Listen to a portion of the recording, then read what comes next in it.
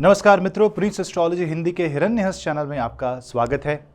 बहुत से ग्रह एक दूसरे के साथ कंजंक्ट होते हैं, बहुत से ग्रह आपस में मिलते हैं, जुलते हैं और बदलाव आते रहते हैं।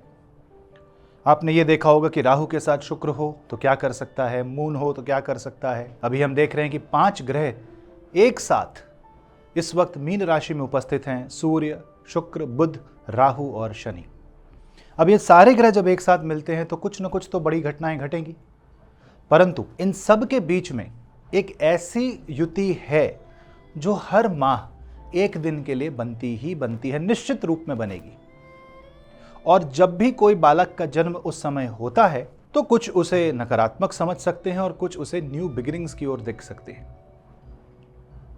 जब 2 लुमिनरीज यानी कि 2 प्रकाश ग्रह, यानी वो ग्रह जिन्हें हम आसमान में देखें तो धरती पे उनका प्रकाश पड़े, अगेन आई रिपीट, ग्रह का मतलब प्लैनेट्स नहीं होता, वो सेक ऑफ सिंप्लिसिटी के लिए, समझाने भर के लिए हम इसको प्लैनेट्स बोल देते हैं, पर प्लैनेट की मीनिंग अलग है और ग्रहों की मीनिंग अलग। हिंदी में इसे, संस्कृत में ग्रह कहते हैं क्योंकि ये इनपुट वेरिएबल की तरह काम करते हैं। 2 ऐसे वेरिएबल प्लैनेट्स, ग्रह, जहाँ से हमें रोशनी मिलती है, प्रकाश प्राप्त होता है दिन के समय और रात्रि के समय, वो 2 बहुत महत्व रखते हैं क्योंकि एक हमारी अग्नि तत्व का प्रदान करते हैं और दूसरा जल तत्व।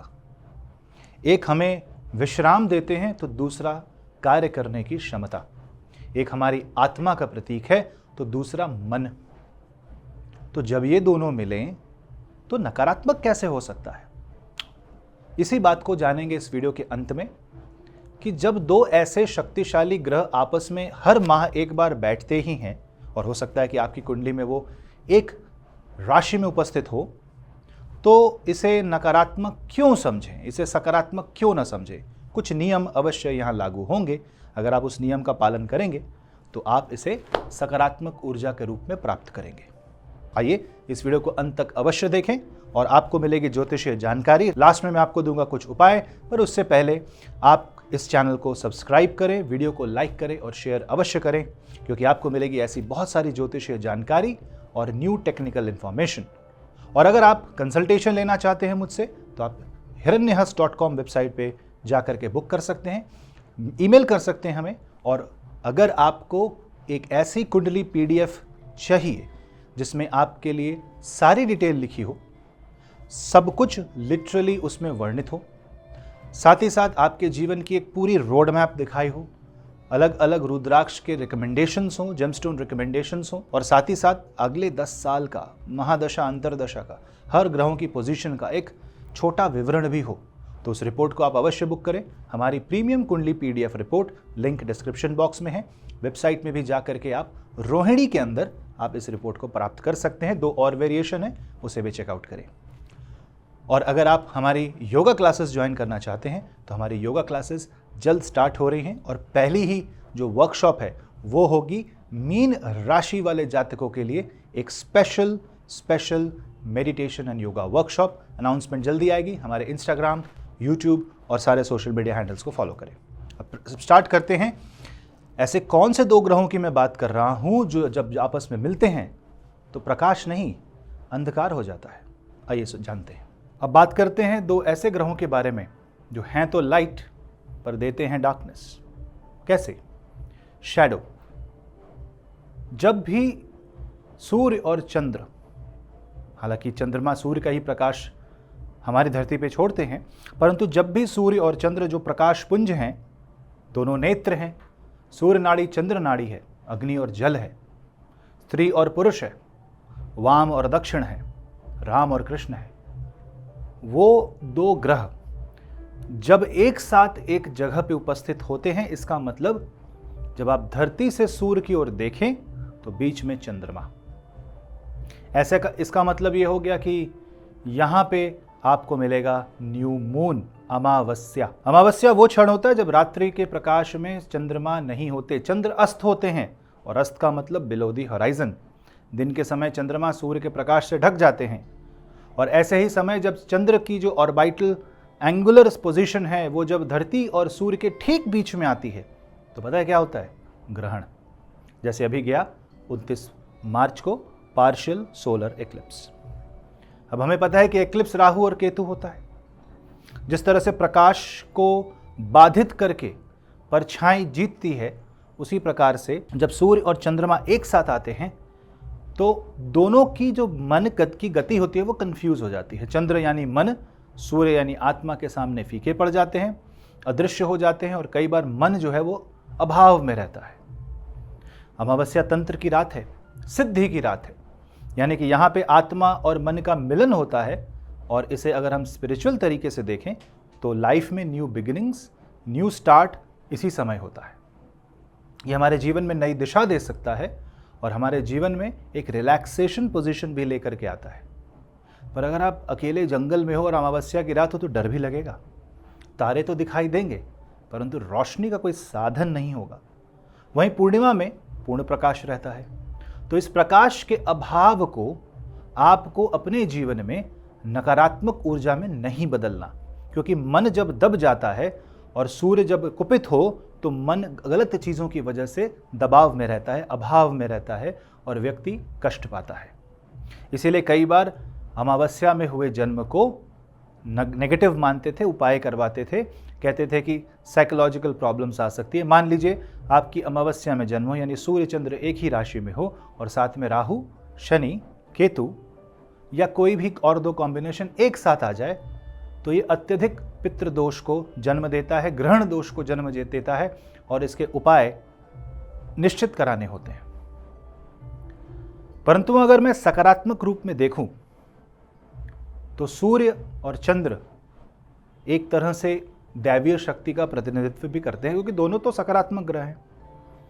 यह भी दिखाता है कि अगर आपको सूर्य चंद्र एक साथ हों और आपको उत्तम भविष्य चाहिए तो आपको अपने जीवन में इड़ा और पिंगला नाड़ी को संयम में लाना पड़ेगा और सुषुम्ना का प्रवाह बढ़ाना पड़ेगा।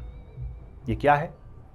जब आप लेफ्ट नॉस्ट्रिल से ब्रीथ करते हैं तो वो चंद्र नाड़ी है, राइट नॉस्ट्रिल से ब्रीथ करते हैं तो वो सूर्य नाड़ी है। और जब दोनों नासिकाओं से बराबर वायु का प्रवाह हो तो सुषुम्ना नाड़ी जागृत होती है, जो आध्यात्म की पराकाष्ठा में चक्र भेदन करते कुंडलिनी को जागृत करती है। और ये किससे सार्थक होगा आपको पता है? चंद्र और सूर्य जो है वो आपस में मिल करके शक्ति का प्रतिनिधित्व भी करते हैं। इसके साथ जो भी ग्रह बैठे वो ग्रह आपके जीवन में अपनी दशा, महादशा, अंतरदशा में नई बिगिनिंग्स, नई चीज़ों को लाता है।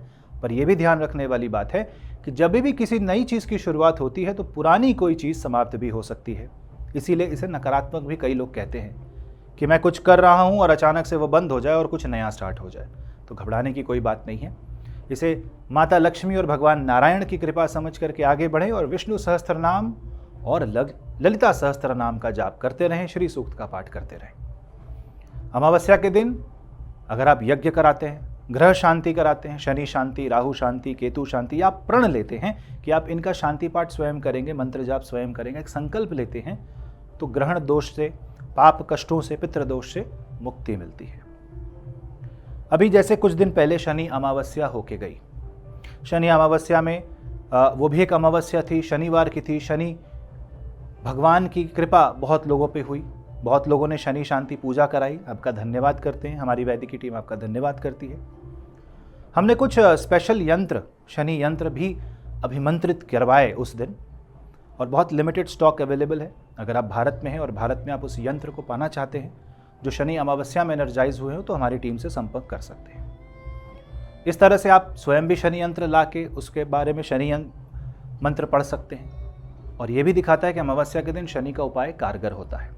पीपल के पेड़ की पूजा करना, जो भी शास्त्र सम्मत उपाय हैं वो करना, गरीबों को खाना खिलाना, उस दिन कुछ दान करना, नेत्रहीन व्यक्तियों की सेवा करना, और सूर्य चंद्र मतलब अपने मानसिक वेग को अध्यात्म से कंट्रोल करना, ये आवश्यक होता है। वरना ये डिप्रेशन, एंग्जाइटी, घबराहट, अनजाना भय, रास्ते में रुकावट, कोई बड़ी शक्ति आकर के आपका अवरोध करे, ऐसी भावनाएं हो सकती हैं। माता पिता में कलह हो सकती है, पिता या माता दोनों में से एक कमज़ोर पड़ सकते हैं, या आपको एक सेपरेटेड पेरेंट्स के साथ रहना पड़ सकता है। इसीलिए अमावस्या को कई लोग काली रात कहते हैं, पर इसी काली रात में हम दीपावली भी मनाते हैं। तो हमारा कर्तव्य है रोशनी की तरफ जाना, अंधेरा तो होता रहेगा। तो आप भी अमावस्या से डरने के बजाय प्रकाश की तरफ ध्यान दें। जिस तरफ प्रकाश हो उस तरफ मुड़ जाएं। इस प्रकाश पर्व को मनाने के लिए आपको हर अमावस्या के दिन एक दिया जलाना चाहिए, भगवान नारायण की उपासना करनी चाहिए, चंदन का टीका लगाना चाहिए और सात्विक भाव से, इसमें कोई नियम नहीं है, बस अपने मनोभाव को सही रखते हुए विष्णु सहस्त्र नाम, विष्णु षोडश नाम स्तोत्र या सिंपल नमो नारायण इस मंत्र का इस भक्ति भाव से जाप करें। अगर आपकी जो अमावस्या योग है वो 6, 8 या 12 में उपस्थित है तो इससे कुप्रभाव मानसिक भाव में पड़ सकते हैं। स्वास्थ्य संबंधी या नेत्र संबंधी विकार उत्पन्न हो सकते हैं। स्किन, विटामिन के इशू, इम्यूनिटी का डाउन होना, ये सब इसके लक्षण दिखाई देते हैं। ऐसे में योग, साधना और प्राणायाम एकमात्र इसका लक्ष्य होता है, क्योंकि मन को तो नियंत्रित करना ही पड़ेगा। कई बार देखा गया है कि सूर्य का तेज अधिक हो तो व्यक्ति पावर में, अथॉरिटी में अपने आप को ब्लाइंड कर देता है और ऐसे केस में वो क्या कर रहा है उसे भी समझ नहीं आता। खासकर अगर अमावस्या योग अष्टम भाव में बन जाए और वो तंत्र के रास्ते के बजाय नकारात्मक रास्ता ले ले, इससे तो अच्छा आप तंत्र दीक्षा लेकर के भैरव की उपासना करें। आप अपने रास्ते को सही रखने की कोशिश करें, योग, साधना, प्राणायाम के मार्ग में आगे बढ़े। अमावस्या योग अगर लग्न पे पड़े, यानी सूर्य चंद्र अगर लग्न पे हो और उस पर अगर बृहस्पति का प्रभाव हो तो ठीक है, लेकिन अगर राहु शनि केतु का प्रभाव पड़ जाए तो आपके जीवन में डार्कनेस बढ़ जाती है, दास्ता आती है। आप कोई काम करते हैं तो उसमें नकारात्मक ऊर्जा आती है। परंतु फिर वही कहूँगा, इसे आध्यात्मिक भी बना सकते हैं, इसे पारलौकिक बना सकते हैं, लौकिक भावनाओं से ऊपर उठ करके, क्योंकि आपको समझ में आएगा अगर आप 30 या 35 साल से ऊपर के जातक हैं और ये वीडियो देख रहे हैं कि आपके पास, आप विवश हो जाते हैं, आपके पास ऑप्शंस नहीं रहते ज़्यादा। सक्सेस देने में आए तो सूर्य चंद्र अपार सक्सेस भी दे सकते हैं। ये आपके जीवन में नई ऊंचाइयां ला सकते हैं और बार बार नए काम में आपको प्रेरित कर सकते हैं। Startup, engineers, doctors, visionaries, philosophers और एस्ट्रोफिजिसिस्ट्स, ये सब सूर्य चंद्र देने में सक्षम हैं तो दोनों प्रकाश ना। आप अंधकार क्यों देख रहे हैं? आप अगर अलग अलग दिशा से देखेंगे तो सूर्य चंद्र बिल्कुल वैसे ही दिखाई देंगे जैसे वो हैं। अपना पर्सपेक्टिव चेंज करना आपके लिए आवश्यक है। जड़ता, ईगोनेस, स्टबननेस बहुत खराब है अगर सूर्य चंद्र साथ में है तो। इस दिन चंद्रमा के भी उपाय आप कर सकते हैं। अगर चंद्र कुपित है, चंद्र गायत्री मंत्र, माता लक्ष्मी का जाप, चंद्र के वैदिक विधान, चंद्र मंत्र से शांति पाठ, रुद्राभिषेक जो भावनाओं से किया जाए, मुहूर्त हो या ना हो आप पूजा तो कर सकते हैं। उस तरीके से अगर आप बढ़े, और अगर अमावस्या में कोई मुहूर्त हो, पूरे साल में अलग अलग अमावस्याओं में मुहूर्त आते हैं, तो उस मुहूर्त की पूर्ण या ग्रहण की पूर्ण ऊर्जा को प्राप्त करने के लिए उस दिन किया गया पाठ आपके लिए अति उत्तम रहेगा। छोटे उपायों में काले कपड़ों से बचें। जब हर माह में अमावस्या हो तो वो दिन साधना के लिए रखें। बड़े डिसीजंस न्यू मून के दिन ना लें। आइडियाज़ लाएं, पेपर में रखें और आगे बढ़ के नए आइडियाज़ को इन्वॉल्व करने की कोशिश करें। इस तरह से आप अपने कुंडली में सूर्य और चंद्र को बहुत अच्छा बना सकते हैं। और योग में सूर्य नमस्कार अगर आप इन्हें करेंगे तो आपको लाभ प्राप्त होगा। नमस्कार, मैं आपकी योगा ट्रेनर किरण। आज हम करने जा रहे हैं सूर्य नमस्कार। सूर्य नमस्कार के फायदे थोड़ी देर में मैं आपको बताऊंगी, तब तक आप मुझे फॉलो करिए। चलो आज सूर्य नमस्कार करते हैं। कैसे करते हैं मैं आपको दिखाती हूँ। सूर्य नमस्कार ये 12 अंक में होता है। चलो तो हम स्टार्ट करते हैं सूर्य नमस्कार।